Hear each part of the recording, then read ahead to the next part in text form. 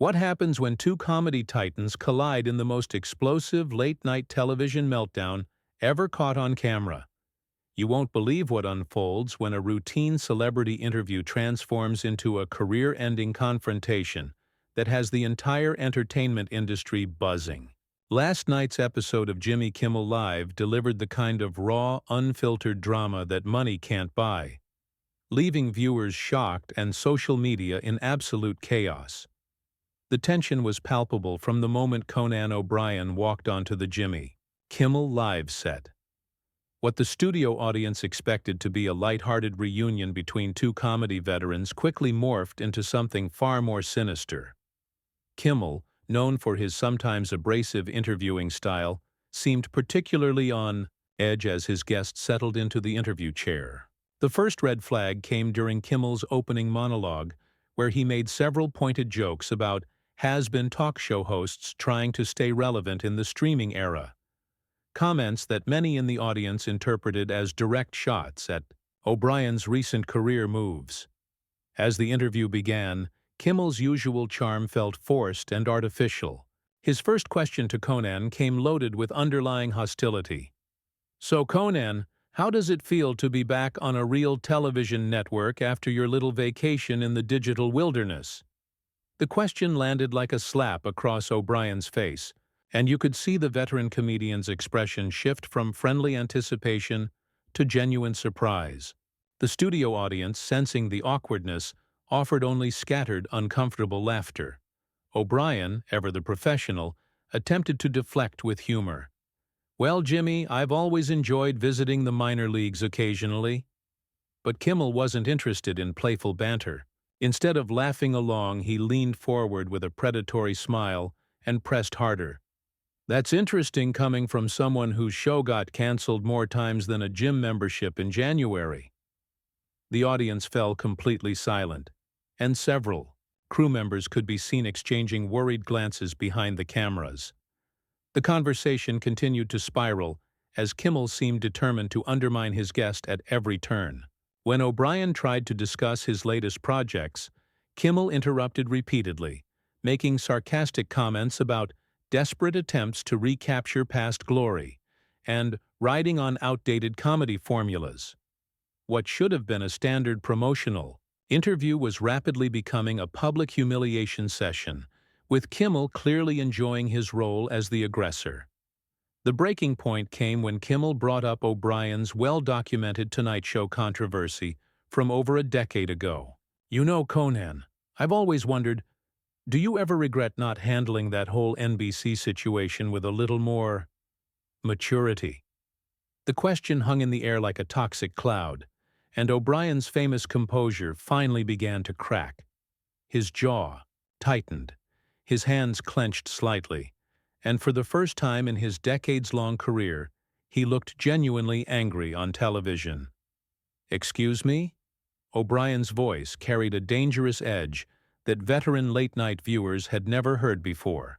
The studio went dead quiet, with even the usually chatty audience holding their collective breath. Kimmel, seemingly oblivious to the volcano he was poking, doubled down. "I mean, the way you handled that transition was pretty unprofessional. Maybe if you'd been more of a team player, things would have worked out differently." The words hit O'Brien like physical blows, and his entire demeanor transformed. Gone was the affable, self-deprecating comedian that America had loved for decades. In his place sat a man who had clearly reached his absolute limit. "Jimmy," he said, his voice now ice-cold and controlled, "I think you might want to be very careful about where you take this conversation." But Kimmel, either drunk on his own power or simply too arrogant to recognize the danger, pushed even further. He leaned back in his chair with a smug expression and delivered what would prove to be the fatal blow. "Oh, come on, Conan. We're all friends here. Surely you can handle a little constructive criticism about your career choices? I mean, it's not like you haven't given us plenty of material to work with over the years." The studio audience shifted uncomfortably in their seats, sensing that they were witnessing something unprecedented and potentially career-destroying. O'Brien's hands were now visibly shaking, not with fear, but with barely contained rage. His legendary quick wit, usually his greatest weapon, seemed momentarily paralyzed by the sheer audacity of Kimmel's attacks. "Constructive criticism?" O'Brien repeated slowly, each word dripping with barely controlled fury. "Is that what we're calling this ambush?" His voice rose slightly, and for the first time in the interview, he looked directly into the camera instead of at his host. The gesture felt like a desperate appeal to the viewers at home, a silent plea for them to witness what was really happening. Kimmel, apparently mistaking O'Brien's momentary silence for weakness, pressed his advantage. "Look, I'm just saying what everyone in the industry has been thinking. Sometimes the truth hurts, but maybe it's time someone said it to your face instead of behind your back." The cruelty in his voice was unmistakable now, and several audience members could be heard gasping audibly. What happened next would become the stuff of television legend. But first, we need to understand just how completely Kimmel had miscalculated the situation he was creating.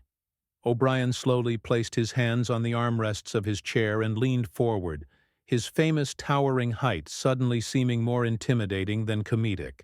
"Jimmy," he said, his voice now carrying the weight of 3 decades in show business, "I came here tonight as a colleague, as someone who's shared the same stages, the same struggles, the same dream of making people laugh. But what you're doing right now? This isn't comedy. This isn't even entertainment. This is just cruel." The words landed with devastating precision, and for the first time since the interview began, Kimmel's cocky facade began to crack. His smile faltered slightly, but his ego wouldn't let him back down. "Oh, please, Conan, don't be so dramatic. This is television. If you can't handle a little heat, maybe you should have stayed retired." That word, retired, hit O'Brien like a physical blow. His eyes flashed with something that made several front-row audience members actually lean back in their seats. "Retired?" he repeated, his voice rising for the first time. "Jimmy, I've been working longer than you've been on television. I was doing late night when you were still trying to get stage time at open mics." The studio atmosphere had become electric with tension. Crew members were frantically signaling to producers, clearly unsure whether to cut to commercial or let this unprecedented meltdown continue. Kimmel, perhaps realizing he had gone too far but unable to find a graceful exit, decided to double down instead. "Experience doesn't mean much if nobody's watching anymore, does it?" The audience gasped audibly. Several people could be heard whispering, "Oh my God," and "This is insane," in the deadly quiet that followed. O'Brien's face went through a series of expressions: shock, hurt, and finally, cold fury. When he spoke again, his voice was controlled, but carried an undercurrent of volcanic rage that seemed to vibrate through the studio. "Nobody's watching?"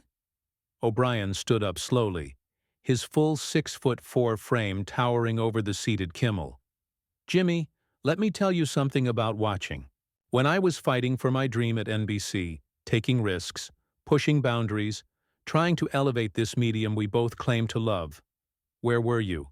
You were watching from the sidelines, taking notes, learning how to copy what real innovators were, creating." Kimmel's face flushed red, his carefully maintained composure finally beginning to crumble. "Copy? I built my own career, Conan. I didn't ride anyone's coattails." "Didn't you?" O'Brien's voice cut through the studio like a blade. "Your entire approach, your interview style, even your desk placement, it's all borrowed from people. Who came before you?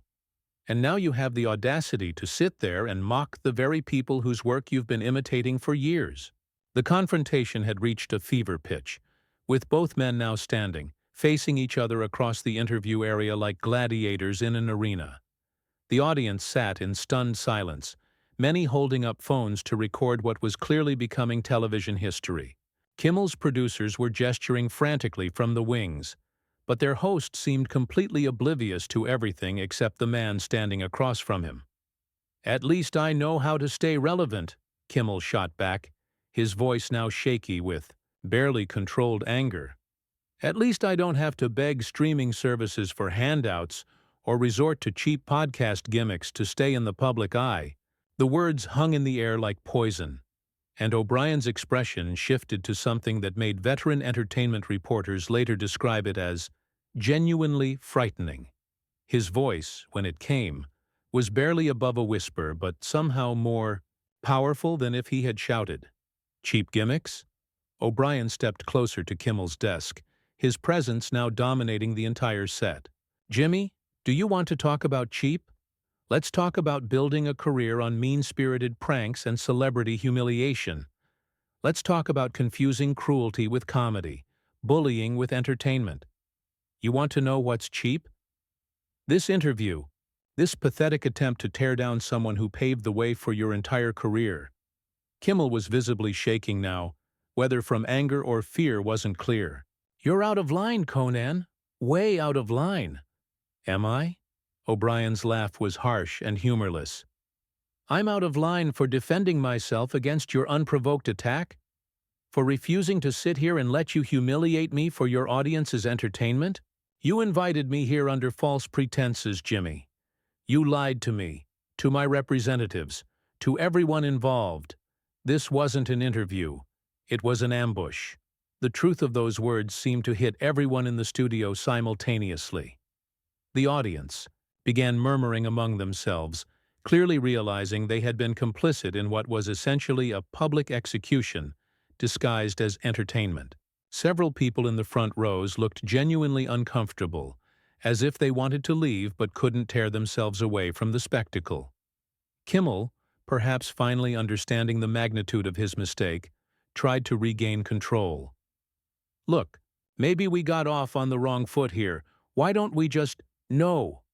O'Brien's voice cut him off with surgical precision. We're way past wrong feet, Jimmy. We're in territory that can't be walked back from. You made a choice tonight. You decided to use your platform, your power, your position to try to destroy someone who came here in good faith. And for what? Ratings? Some twisted sense of superiority? The confrontation had now completely spiraled beyond anything anyone in the studio had ever witnessed. This wasn't just two comedians having a disagreement. This was a full-scale character assassination attempt that had backfired spectacularly. O'Brien's righteous anger was palpable, filling the studio like an electrical storm, while Kimmel looked increasingly small and petty by comparison. But the most explosive moment was yet to come, and what O'Brien said next would trigger a response that would make headlines around the world. O'Brien took a deep breath, and when he spoke again, his voice carried the weight of someone who had finally decided to reveal a long-held truth. You know what, Jimmy? I think it's time people knew who you really are behind the cameras. You want to talk about my career? Let's talk about yours. Let's talk about how you got this show. Kimmel's face went pale. Conan, don't what? Don't tell the truth? O'Brien's voice rose, his famous composure completely abandoned now. Don't mention how you spent years bad-mouthing other hosts to network executives. Don't talk about the meetings where you actively campaigned against your supposed friends and colleagues. The studio fell into a silence so complete that the hum of the air conditioning became audible. Audience members were leaning forward, sensing they were about to hear something that had been kept secret for years. Kimmel looked genuinely panicked now. His earlier bravado completely evaporated. That's enough, Kimmel said desperately, but his voice cracked on the words. Is it? O'Brien stepped even closer to the desk. Because I remember a very different Jimmy Kimmel when you were starting out. I remember someone who begged for advice, for introductions, for opportunities. I remember helping you, Jimmy. We all did. And this is how you repay that kindness? By trying to destroy the people who lifted you up? The revelation hit the studio like a bomb. Several audience members could be heard gasping, and one person in the back actually said, "Oh my God," loud enough for the microphones to pick up. Kimmel was now visibly sweating, his hands shaking as he gripped the edge of his desk. "You're making things up," Kimmel stammered, but his voice lacked any conviction. "Am I?" O'Brien pulled out his phone. Because I still have the text messages. Jimmy. The ones where you thanked me for recommending you to ABC executives. The ones where you called me your mentor. Should I read them out loud? The threat hung in the air like a sword over Kimmel's head. His face cycled through several emotions. Fear, anger, desperation, and finally, something approaching rage. When he spoke again, his voice was different, uglier, stripped of any pretense of professional courtesy. "You sanctimonious piece of garbage," Kimmel snarled, finally showing his true colors. "You think you're better than everyone else, don't you? You think because you have some cult following that you're comedy royalty?" The mask had completely fallen away now, revealing something that made several audience members visibly recoil. This wasn't the Jimmy Kimmel they thought they knew. This was someone driven by jealousy, resentment, and a deep-seated need to tear others down. O'Brien stared at him for a long moment, and when he spoke, his voice was filled with something approaching pity. "There it is. There's the real Jimmy Kimmel. You know what's tragic about this whole thing? You actually had talent once. You could have built something meaningful instead of this empire of spite and manufactured controversy. Don't you dare lecture me about—" "I'm not lecturing you," O'Brien interrupted. "I'm done with you. Completely done." He began unhooking his microphone, his movements deliberate and final. "Ladies and gentlemen," he said, addressing the audience directly, "I apologize that you had to witness this. You came here expecting entertainment, and instead you got to see what happens when someone mistakes cruelty for comedy." Kimmel jumped up from behind his desk, his face red with fury. "You can't just walk away. This is my show." O'Brien turned back to face him one last time, and his expression was one of complete contempt. "Your show? Jimmy, after tonight I'm not sure you'll have a show much longer. You just revealed exactly who you are to millions of people, and I don't think they're going to like what they saw." The prophecy in those words would prove more accurate than anyone could have imagined. Several audience members were already posting clips to social media, and the hashtag The Kimmel Meltdown was beginning to trend worldwide. "Security!" Kimmel screamed, apparently forgetting that this was live television and that millions of people were watching him completely lose control. "Get him out of here!" But O'Brien was already walking toward the exit, his dignity intact, despite everything that had happened. As he reached the edge of the stage, he turned back one final time and delivered the line that would be quoted in entertainment journalism for years to come. "Jimmy, I genuinely hope you find whatever it is you're looking for, but you won't find it by tearing other people down. That's not comedy. That's just sadness disguised as success." With that, Conan O'Brien walked off the set of Jimmy Kimmel Live, leaving behind a host who was still screaming at his retreating figure, a stunned studio audience, and what would become the most talked-about late-night television moment in decades. The show cut to commercial immediately, but the damage was already done. Within minutes, clips of the confrontation were spreading across every social media platform. The consensus was swift and brutal. Kimmel had revealed himself to be exactly what O'Brien had accused him of being, a bully who had built his career on the backs of people he now sought to destroy. By the next morning, major sponsors were pulling their advertisements. Network executives were fielding angry calls from viewers, celebrities, and other industry professionals. The entertainment press was unanimous in their condemnation of Kimmel's behavior, with many calling it the most unprofessional display they had ever witnessed on television.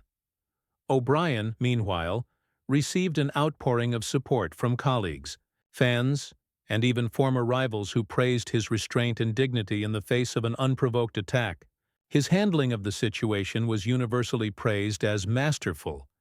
He had defended himself without stooping to Kimmel's level, and had walked away with his reputation not just intact, but enhanced. The incident became a case study in how quickly a career built on questionable foundations can crumble when exposed to scrutiny. Kimmel's ratings plummeted immediately, never to recover to their previous levels. The man who had tried to destroy a comedy legend had instead destroyed himself, providing a cautionary tale about the dangers of confusing cruelty with entertainment. In the end, the confrontation revealed everything audiences needed to know about both men, and the verdict was clear about who the real villain had been all along.